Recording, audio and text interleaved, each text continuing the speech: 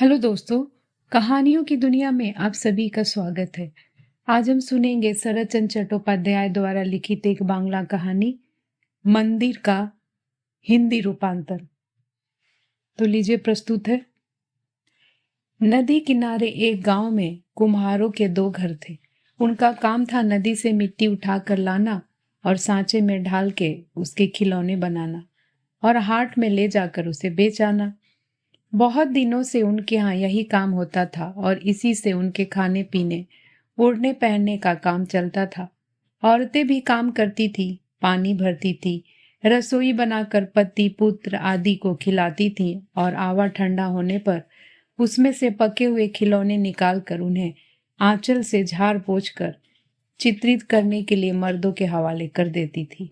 शक्तिनाथ ने इन्हीं कुम्हार परिवार के बीच अपने लिए एक स्थान बना लिया था। यह रोगग्रस्त ब्राह्मण पुत्र अपने बंधु बांधव, खेल कूद, पढ़ना लिखना सब कुछ छोड़कर एक दिन इन मिट्टी के खिलौनों पर झुक गया। वह खपची की छुरी धो देता, सांचे के भीतर से मिट्टी निकालकर उसे साफ कर देता और उत्कंठित और असंतुष्ट मन से देखता रहता कि खिलौनों का चित्रांकन कैसी लापरवाही से समाधा हो रहा है। स्याही से खिलौनों की भवें, आंखें, ओठ आदि चित्रित किए जाते थे। किसी की भवें मोटी हो जाती और किसी की आधी ही बनती। किसी के ओठ के निचले हिस्से में स्याही का दाग लग जाता और किसी में और कुछ हो जाता। शक्तिनाथ बेचैन हो उत्सुकता के साथ अनुनय करता, सरकार भैया, इतनी लापरवाही से क्यों रंग रहे हो? सरकार भैया वह खिलौने रंगने वाले कारीगर को कहता था। वह उसी स्वर में हंसते हुए कहता, महाराज जी, अच्छी तरह रंगने में बहुत दम लगता है। उतना दाम आजकल देता कौन है? 1 पैसे का खिलौना 4 पैसे में नहीं बिकेगा। बहुत कहने सुनने पर भी शक्तिनाथ इस विषय पर मात्र थोड़ी सी बात समझ सका कि 1 पैसे का खिलौना 1 ही पैसे में बिकेगा, चाहे उसकी भवें हो या न हो या आधी ही हो। दोनों आंखें चाहे एक सी हो या अलग तरह की, जैसी भी हो, मिलेगा वही 1 पैसा। कौन नाहक की इतनी मेहनत करे? खिलौने खरीदेंगे बच्चे, 2 घड़ी उससे प्यार करेंगे, सुलाएंगे, बैठाएंगे, गोद में लेंगे, उसके बाद तोड़ फोड़ कर फेंक देंगे। यही तो बस करेंगे। शक्तिनाथ अपने घर से जो लाई चना अपनी धोती में बांध कर लाया था, उसका कुछ हिस्सा अभी बंधा पड़ा था। उसे खोलकर बड़ा अनमना सा हो चबाता चबाता और बिखेरता बिखेरता वह अपने टूटे फूटे मकान के आंगन में आ खड़ा हुआ। उस समय घर में कोई नहीं था। बीमारी से परेशान बूढ़े पिता जमींदार के यहाँ मदन मोहन की पूजा करने गए थे। वहां से भींगे अरवा चावल, केले, मूली आदि भगवान पर चढ़ाया हुआ सामान बांध कर लाएंगे और बेटे को खिलाएंगे। घर का आंगन कुंड, करवी और हर सिंगार के पेड़ों से भरा पड़ा है। गृहलक्ष्मी के बिना घर में हर तरह जंगल का नजारा दिखाई देता है। किसी तरह का करीना नहीं, किसी चीज में कोई सजावट नहीं। वृद्ध भट्टाचार्य मधुसूदन किसी तरह दिन काट रहे हैं। शक्तिनाथ फूल तोड़ता, डाले हिलाता और पत्तियां नोचता हुआ अन्य मनस्क के भाव से घूमने फिरने लगा। रोज शक्तिनाथ कुम्हारों के घर जाया करता है।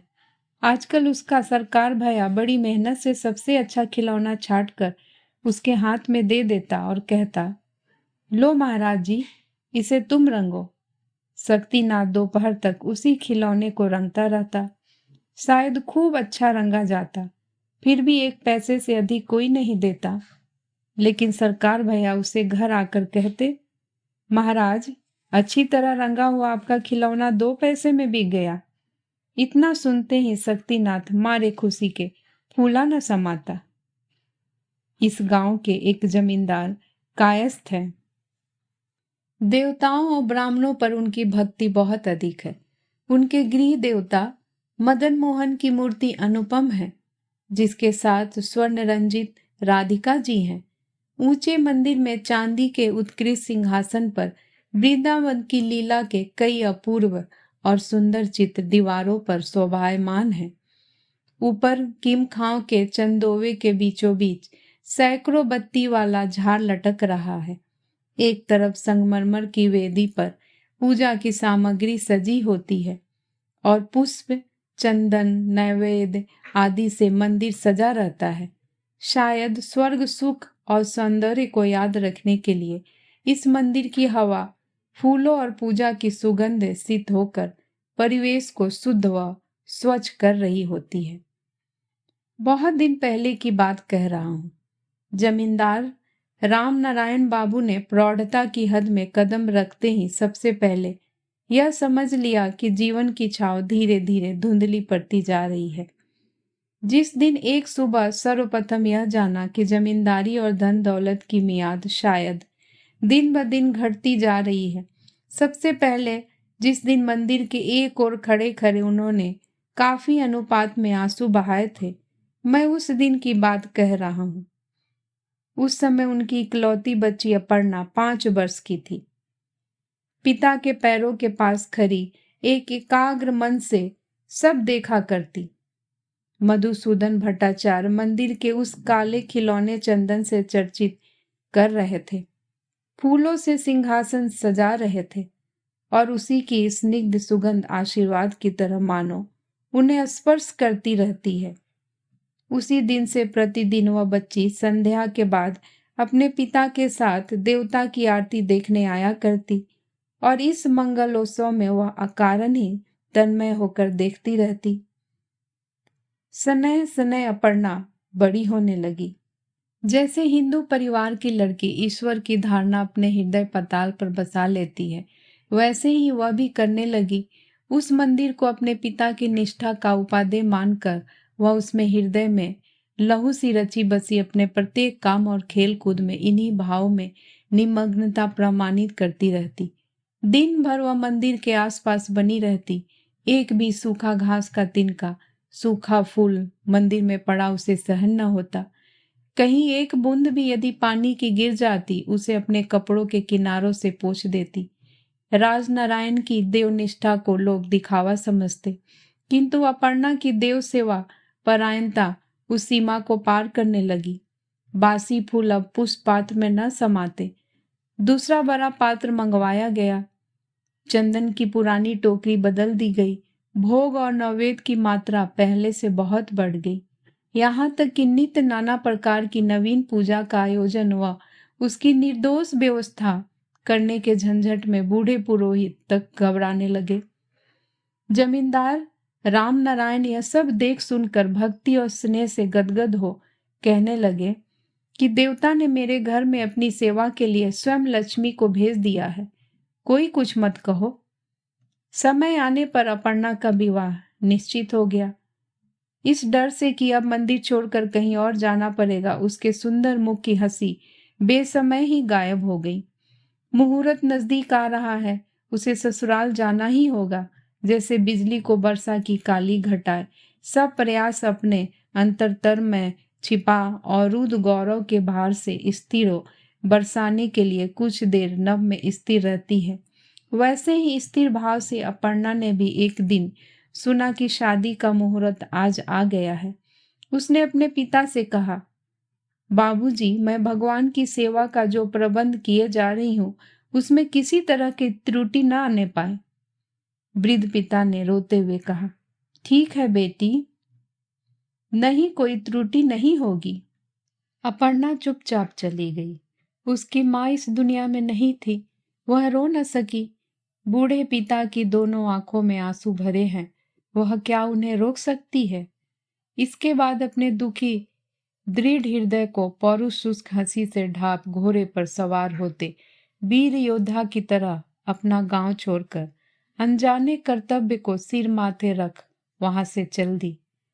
अपने उद्वेलित आंसुओं को पोंछते हुए उसे ध्यान आया कि वह पिता के आंसू पोंछ कर नहीं आई तो उसका हृदय रो रो कर न जाने लगातार कितनी ही शिकायतें करने लगा।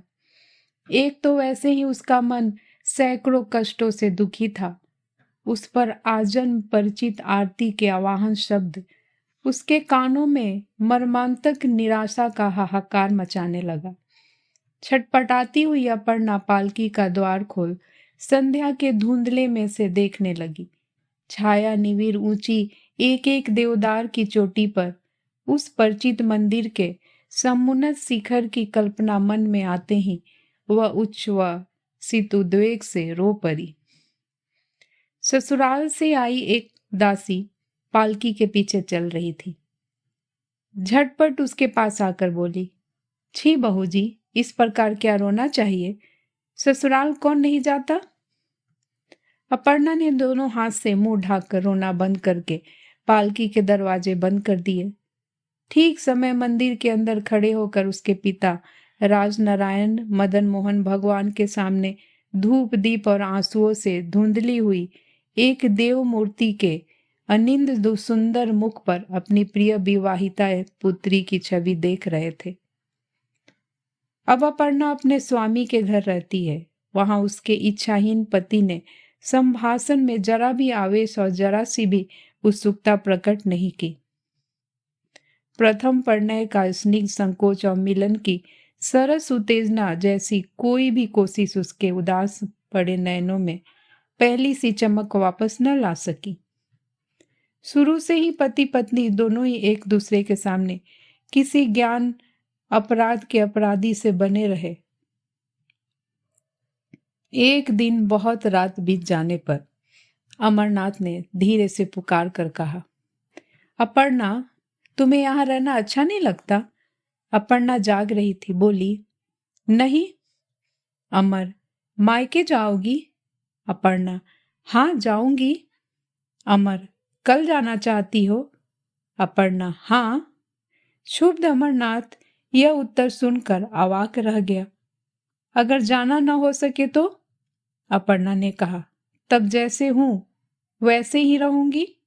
इसके बाद कुछ देर तक दोनों पति पत्नी चुप रहे। अमर ने बुलाया, अपर्णा। अपर्णा ने अन्यमनस्क भाव से कहा, क्या है? मेरी क्या तुम्हें कोई जरूरत ही नहीं? अपर्णा ने कपड़े से सर्वांग अच्छी तरह ढककर आराम से सोते हुए कहा, इन सब बातों से बड़ा झगड़ा होता है, ये सब बातें न करो। झगड़ा होता है? कैसे जाना? जानती हूं, मेरे मायके में मझली भाभी और मझले भैया में इसी बात को लेकर झगड़ा होता था। मुझे लड़ाई झगड़ा पसंद नहीं। इन बातों को सुनकर अमरनाथ उद्वेलित हो गया। अंधेरे में टटोलता जैसे वह इस बात को जानने का प्रयास कर रहा था कि अचानक उसके हाथ वह बात आ गई तो बोला, आओ अपर्णा, हम भी झगड़ा करें। इस तरह रहने की बजाय तो लड़ाई झगड़ा लाख गुना अच्छा है। अपर्णा स्थिर भाव से बोली, छी, झगड़ा क्यों करने चले? तुम सो जाओ। इसके बाद अपर्णा सारी रात जागती रही या सो गई। अमरनाथ रात भर जागकर भी न समझ सका। सुबह से शाम तक अपर्णा का सारा दिन काम काज और जब तब में बीत जाता। रस और हंसी मजाक में उसका मन रमता न देखकर उसके बराबर की लड़कियों ने मजाक मजाक में उसे क्या क्या न कहना शुरू कर दिया। नंदे उसे गुसाई जी कहकर खिल्ली उड़ाती तो भी वह उसके टोके में न घुल मिल सकी। बार बार यही सोचती थी कि नाहक ही दिन बीतते जा रहे हैं और वह एक अदृश्य आकर्षण जिससे उसका प्रत्येक रक्त कण पितृ प्रतिष्ठित उस मंदिर की ओर भाग जाने के लिए पूर्णिमा में समुद्र की लहरों सा मन हृदय के सभी कुल उपकुल दिन रात पछाड़े खाता, उद्वेलित ही रहता। उसे कैसे रोका जाए? घर गृहस्थी के काम से या छोटे मोटे हास परिहास से उसका दुखित मन भारी भ्रांति को लेकर आप ही आप चक्कर घिनी बन रहा है। ऐसे में उसके पास पति का लाड़ प्यार और स्नेह, परिवार वर्ग का प्रीति संभाषण कैसे पहुंच सके?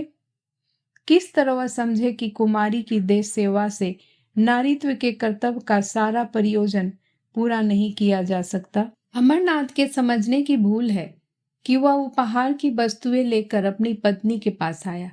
दिन के तकरीबन 9-10 बज रहे होंगे। स्नान आदि से निवृत्त हो अपर्णा पूजा के लिए जा रही थी। यथासंभव मधुर कंठ से अमरनाथ ने कहा, अपर्णा, तुम्हारे लिए उपहार लाया हूं, कृपया कर लोगी क्या? अपर्णा ने मुस्कुराते हुए कहा, लूंगी क्यों नहीं, अब क्या कहना था? अमरनाथ के हाथ में चांद आ गया।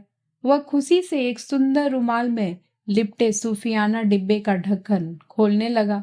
ढक्कन के ऊपर सुनहरे अक्षरों में अपर्णा का नाम लिखा हुआ था।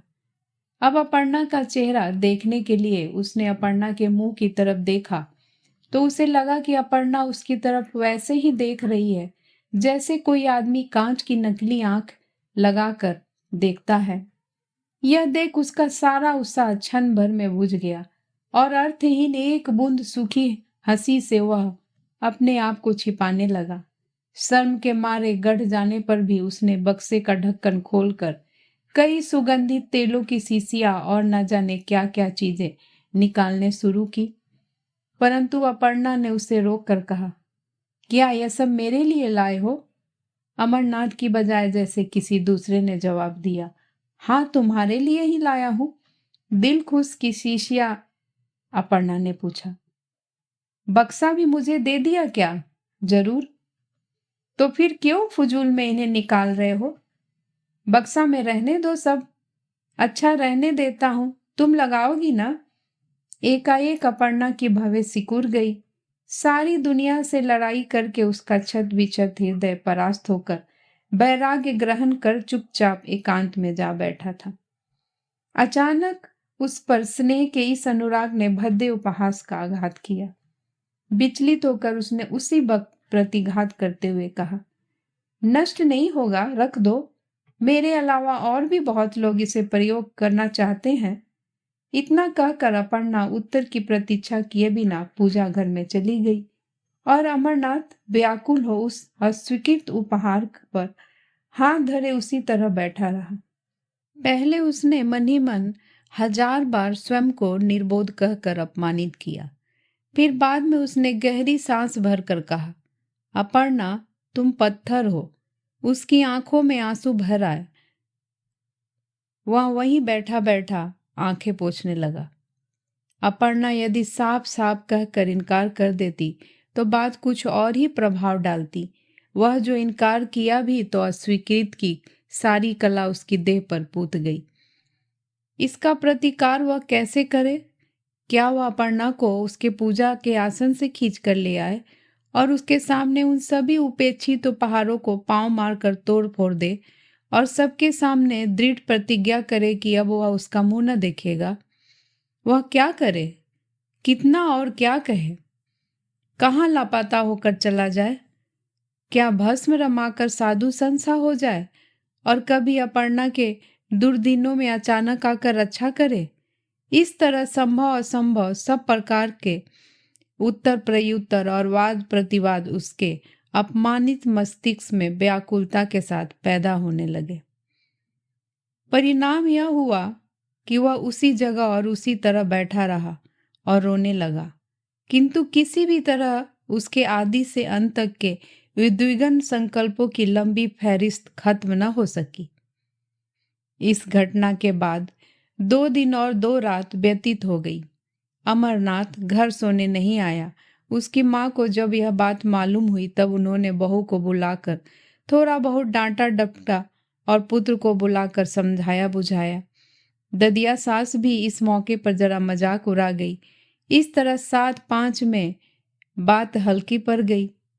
रात को अपर्णा ने अपने पति से क्षमा याचना की और कहा, अगर मैंने आपके मन को कष्ट पहुंचाया हो तो मुझे क्षमा कर दीजिए। अमरनाथ बात नहीं कर सका। पलंग के एक किनारे बैठकर बिछौने की चादर को बार बार खींचकर उसे सीधा साफ करने लगा। उसके सामने ही अपर्णा खड़ी थी। उसके चेहरे पर म्लान मुस्कान थी। उसने फिर कहा, क्षमा नहीं करोगे? अमरनाथ ने सिर नीचा किए ही कहा, क्षमा किस लिए और क्षमा करने का मुझे क्या अधिकार है? अपर्णा ने पति के दोनों हाथ अपने हाथों में लेकर कहा, ऐसी बात मत कहो। तुम मेरे स्वामी हो। तुम्हारे नाराज रहने से मेरा गुजारा कैसे होगा? तुम क्षमा न करोगे तो मैं खड़ी कहाँ होऊंगी? किस लिए गुस्सा हो गए हो, बताओ? अमरनाथ ने शांत होकर कहा, गुस्सा तो नहीं हुआ। नहीं हुए? नहीं तो? अपर्णा को कलह क्लेश पसंद न था, इसलिए विश्वास न होते हुए भी उसने विश्वास कर लिया और बोली, तो ठीक है। इसके बाद वह एक तरफ सो गई लेकिन अमरनाथ को इससे बड़ी हैरानी हुई। वह दूसरी ओर मुंह फेर कर मन में तर्क वितर्क करने लगा कि इस बात पर उसकी पत्नी ने कैसे विश्वास कर लिया। मैं जो 2 दिन से आया नहीं, मिला नहीं, फिर भी मैं गुस्सा नहीं हुआ। क्या यह विश्वास करने की बात है? इतनी बड़ी घटना इतनी जल्दी समाप्त होकर बेकार हो गई। इसके बाद जब उसने समझा कि अपर्णा सचमुच सो गई है, तब वह एक तरफ उठकर बैठ गया और बिना किसी दुविधा के आवाज लगाई, अपर्णा, तुम क्या सो गई हो? ओ अपर्णा! अपर्णा जाग गई और बोली, बुला रहे हो? हाँ, कल मैं कलकत्ता जाऊंगा। कहाँ? यह बात पहले तो नहीं की। इतनी जल्दी तुम्हारे कॉलेज की छुट्टी खत्म हो गई और 2-4 दिन नहीं रह सकते? नहीं, अब रहना नहीं हो सकता। अपर्णा ने कुछ सोचकर फिर पूछा, तब क्या तुम मुझसे नाराज होकर जा रहे हो? बात सच थी, अमरनाथ भी जानता था, पर मन इस बात को न मान सका। संकोच ने मानो उसकी धोती का किनारा पकड़कर उसे वापस बुला लिया। उसे शक हुआ कि कहीं अपना निकम्मापन प्रमाणित कर कहीं वो अपर्णा के सम्मान को चोट न पहुंचा दे। इस तरह इस उत्सुकता विहीन नारी निश्चेष्टा ने उसे विमोहित कर दिया। पतित्व का जितना तेज उसने अपने स्वाभाविक अधिकार से प्राप्त किया था, उसे अपर्णा ने इन 4-5 महीने में धीरे धीरे खींच कर निकाल दिया। अब वह गुस्सा भी दिखाए तो किस बूते पर? अपर्णा ने फिर कहा, नाराज होकर कहीं नहीं जाना, नहीं तो मेरे मन को बहुत चोट पहुंचेगी। अमरनाथ सच झूठ के सम्मिश्रण से जो भी कह सका उसका मतलब था कि वह नाराज नहीं हुआ, और इसे सिद्ध करने के लिए सोचा कि 2 दिन और रह कर जाएगा। रहा भी 2 दिन, परंतु जैसे रोका था उसमें विजयी होने की एक शर्मनाक बेचैनी उसने मन में बनाए रखी। आंधी पानी आने से एक लाभ होता है कि आसमान स्वच्छ हो जाता है, किंतु बूंदाबांदी से बादल तो साफ होते हैं नहीं, उल्टे पैरों में कीचड़ और हर तरफ बेमजा भाव बढ़ जाता है। अपने घर से जो कीचड़ लपेटकर अमरनाथ कलकत्ते लाया, परिचितों के सामने अपने कीचड़ भरे पांव निकालने में भी शर्मिंदगी महसूस होने लगी। न तो उसका मन पढ़ने लिखने में लगता और न ही हंसने खेलने में तबीयत मानती। यहाँ रहने की भी इच्छा नहीं होती, घर जाने को भी मन न मानता। उसके सीने में मानो असह वेदना का बोझ लद गया, जिसे धकेलने में उसके विकल हृदय की पसलियां आपस में टकरा रही है, किंतु सभी कोशिशें नाकाम। इसी अंतर वेदना के चलते वह एक दिन बीमार पड़ गया।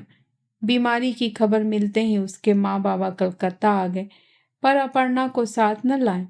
ऐसा नहीं कि अमरनाथ को ऐसी आशा थी, फिर भी उसका दिल बैठ गया। बीमारी सतत बढ़ती गई। ऐसे में शायद उसे अपर्णा को देखने की इच्छा होती, किंतु अपने मुंह से वह यह बात बोल न सका। माँ बाप भी समझ न पाए। केवल परहेज और डॉक्टर वैद्य। अंत में उसने इन सब के हाथ से मुक्ति पा ली। एक दिन उसका देहांत हो गया। विधवा होकर अपर्णा सन्न रह गई। उसके सारे शरीर में रोमांच हुआ और एक भीषण संभावना उसके मन में पैदा हुई कि शायद यह सब उसी की कामना का फल है। शायद इतने दिनों से वह मन ही मन यही चाहती थी। अंतर्यामी ने इतने दिनों के बाद उसकी कामना पूरी की है। बाहर उसे अपने पिता के जोर जोर से रोने का स्वर सुनाई दिया। क्या यह सपना है? वे कब आए? अपर्णा ने मकान की खिड़की खोली और झांक कर देखा। सचमुच ही राजनारायण बाबू बच्चों की तरह जमीन पर पड़े रो रहे हैं। पिता की देखा देखी अब वो अभी घर के अंदर जमीन पर लौट गई और आंसुओं से जमीन भिगोने लगी। संध्या होने में जरा देर नहीं थी। अपर्णा के पिता ने उसे छाती से लगाते हुए कहा, बेटी अपर्णा।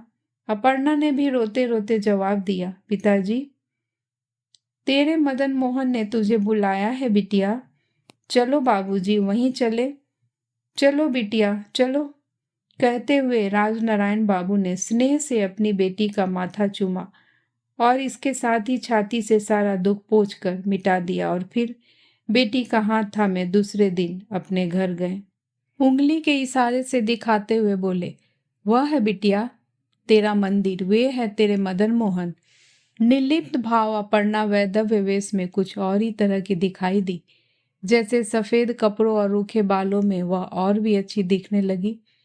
उसने पिता की बात पर बहुत विश्वास किया। सोचने लगी, देवता के आवाहन से ही वापस आई है, मानो इसलिए भगवान के मुंह पर हंसी है। मंदिर में 100 गुना सौरभ उसे लगने लगा, मानो वह इस धरा से कहीं ऊंचे पहुंच गई है। जो पति अपने मरने से उसे धरा से इतना ऊंचा रख गया है, उन मृत पति को 100 बार वंदन करके अपर्णा ने उसके लिए अच्छे स्वर की कामना की। शक्तिनाथ एकाग्रचित से मूर्तियां बना रहा है। पूजा करने की बजाय उसे मूर्तियां बनाना कहीं अच्छा लगता है। कैसा रूप, कैसी नाक, कैसे कान और कैसी आंख होनी चाहिए, कौन सा रंग अधिक खिलेगा, यही उसके विवेचना का विषय होता। किस चीज से पूजा करनी चाहिए और किस मंत्र का जाप, इन सब छोटे विषयों पर उसका ध्यान ही न था। विषय में वह अपने आप को आगे बढ़ाकर सेवक के स्थान पर आ गया। फिर भी उसके पिता ने उसे आदेश दिया, शक्तिनाथ, आज मुझे बहुत जोर का बुखार है, जमींदार के घर जाकर तुम ही पूजा कराओ। शक्तिनाथ ने कहा, अभी मूर्ति बना रहा हूं। बूढ़े असहाय पिता ने गुस्से से कहा, लड़कों वाला खेल अभी रहने दो। बेटा, पहले पूजा का काम कराओ। पूजा के मंत्र पढ़ने में उसका मन जरा भी न लगता था। उसे जाना ही पड़ा। पिता के आदेश से नहाकर चद्दर और अंगोछे कंधे पर डालो वह देव मंदिर में आ खड़ा हुआ। इसके पहले भी वह कई बार इस मंदिर में पूजा करने आया है, किंतु ऐसी अनोखी बात उसने कभी नहीं देखी। फूलों की इतनी सुगंध, इतना धूप सुगंध का आडंबर, इतना ज्यादा भांग और नैवेद्य।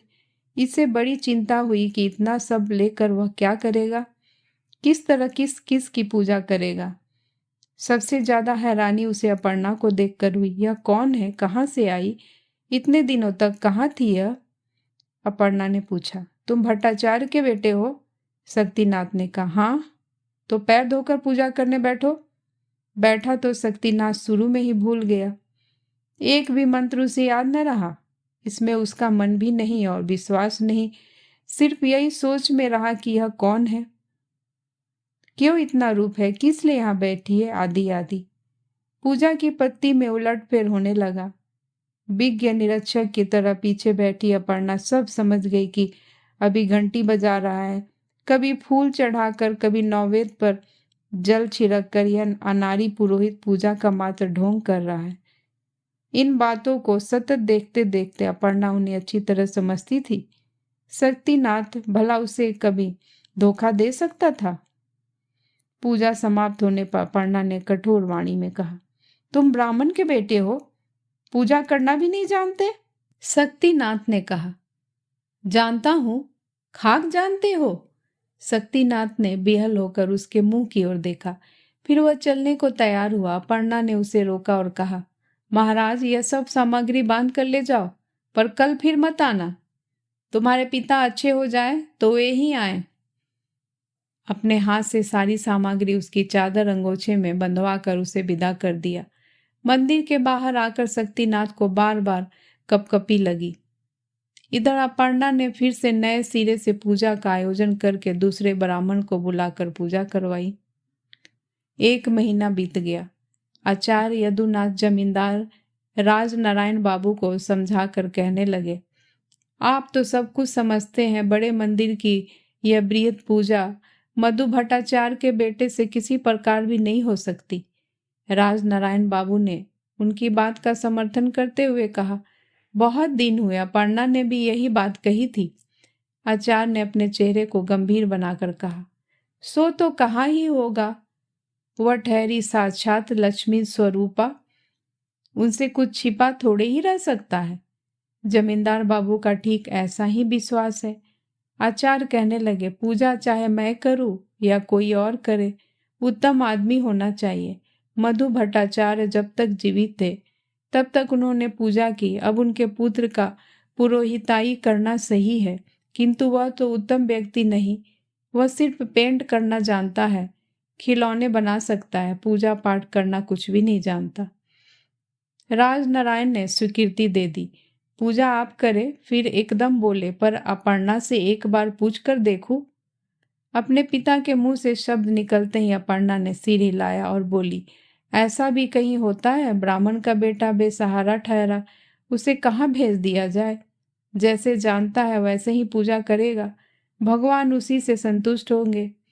बेटी की बात सुनकर राजनारायण बाबू की सचेतना जागी। वे बोले, मैंने इतना तो सोचकर देखा ही नहीं।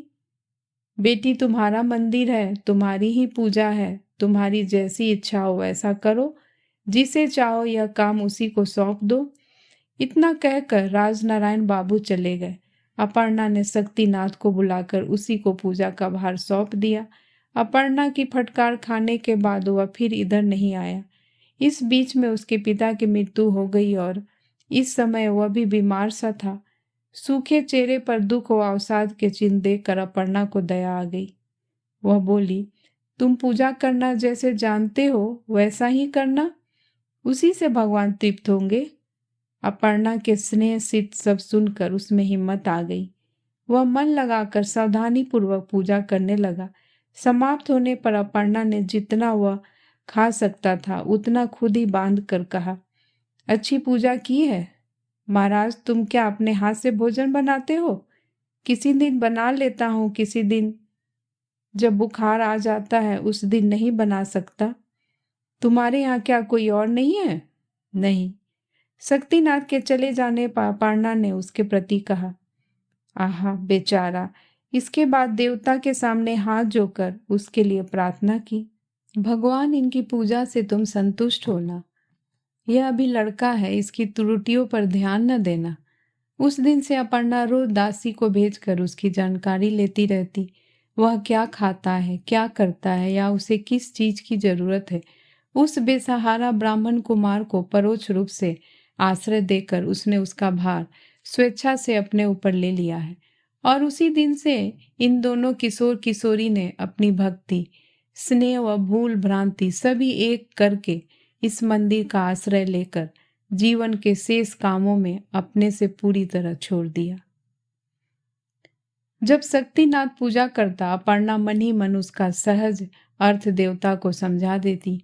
शक्तिनाथ सुगंधित फूल हाथ से उठाता, अपर्णा उंगली से दिखाकर बताती जाती।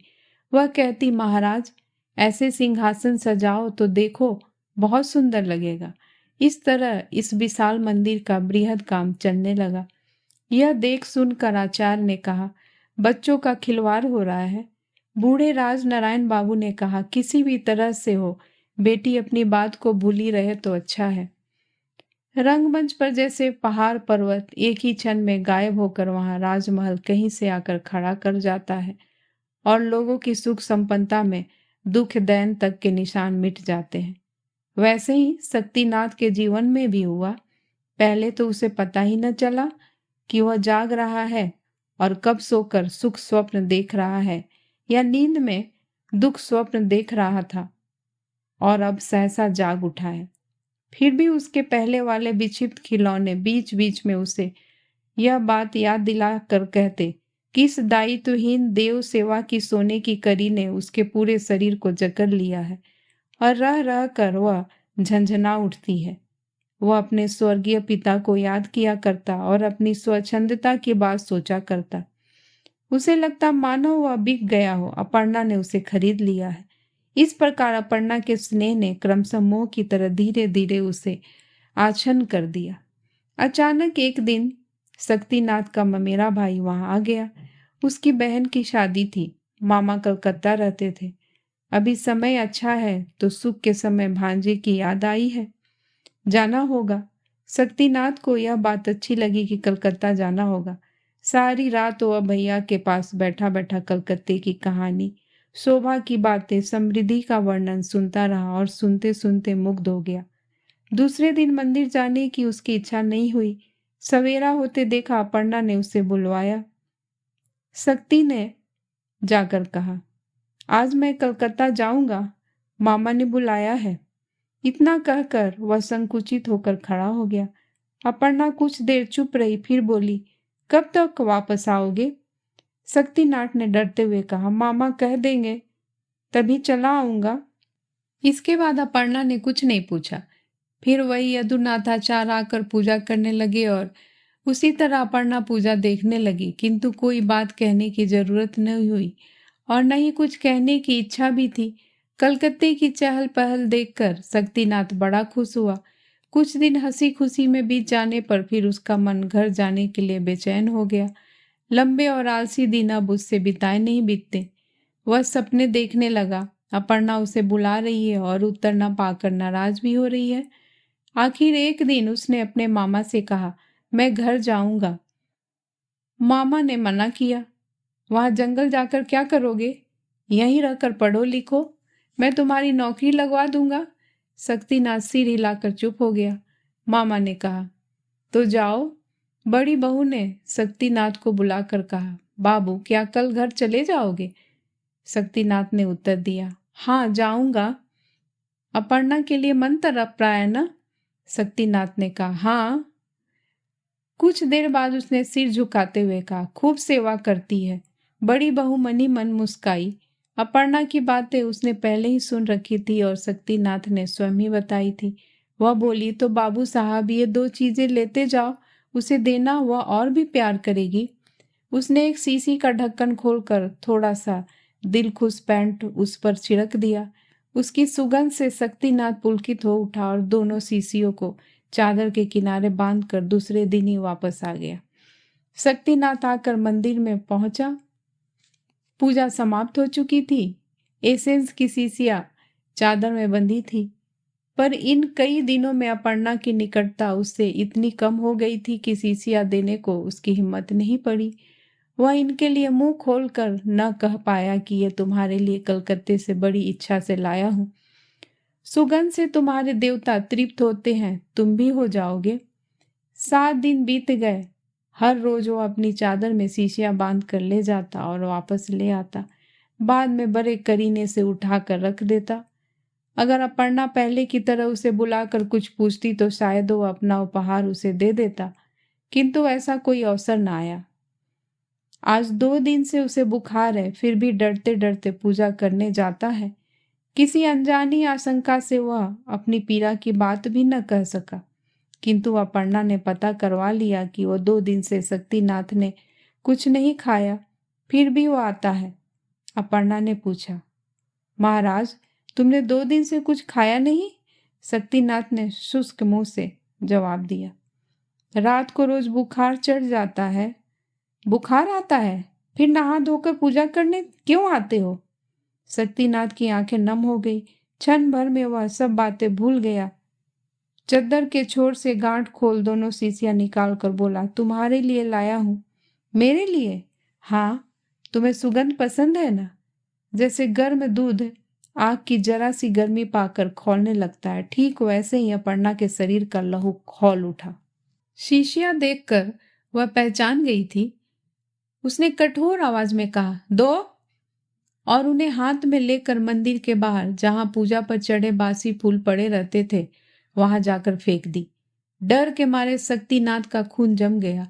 करक आवाज में अपर्णा ने कहा, महाराज तुम्हारे अंदर इतना कुछ भरा था? अब मेरे सामने ना आना, मंदिर की परछाई भी ना लांघना। इसके बाद अपर्णा ने अपनी तर्जनी के इशारे से बाहर का रास्ता दिखाते हुए कहा, जाओ। शक्तिनाथ को गए आज 3 दिन हो गए। यदुनाथ सरकार फिर से पूजा करने लगे। अपर्णा फिर मलिन चेहरे से पूजा देखने लगी, जैसे यह पूजा किसी और की हो और कोई दूसरा उसे संपन्न कर रहा हो। पूजा समाप्त करके अंगोछे में नौवेद बांधते हुए आचार्य जी ने गहरी सांस भरते हुए कहा, लड़का बिना इलाज के मर गया। आचार्य के चेहरे की ओर अपर्णा ने देखकर अपर्णा ने पूछा, कौन मर गया? तुमने नहीं सुना क्या? कई दिनों से बुखार में पड़ा वही मधु भट्टाचार्य का बेटा आज सवेरे मर गया। अपर्णा फिर भी उसका मुंह ताकती रही। आचार्य ने दरवाजे से बाहर आकर कहा, आजकल पाप के परिणाम स्वरूप मृत्यु हो रही है। देवता के साथ क्या दिल लगी चल सकती है बेटी? आचार्य चले गए। अपर्णा दरवाजा बंद कर कर जमीन पर माथा पटक पटक कर रोने लगी। 1000 बार रो कर पूछने लगी, भगवान किसके पाप से? बड़ी देर बाद अपर्णा उठकर आंखें पोंछ बाहर आई। उन बासी फूलों में से स्नेह के दान को उठा माथे से लगा लिया। इसके बाद मंदिर में आकर उसे भगवान के पास रख कर बोली, भगवान, जिसे मैं न ले सकी उसे तुम ले लो। मैंने कभी अपने हाथों से पूजा नहीं की, आज कर रही हूं।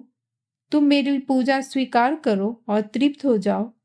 मेरे मन में अब और कोई भी कामना नहीं है। दोस्तों, इस कहानी को सुनने के लिए आपका बहुत बहुत धन्यवाद। दोस्तों, अगर आपको ये कहानी अच्छी लगी हो तो प्लीज़ मेरे चैनल को लाइक एंड सब्सक्राइब करना मत भूलिएगा। मैं फिर हाजिर होंगी एक नई कहानी के साथ। तब तक के लिए नमस्कार।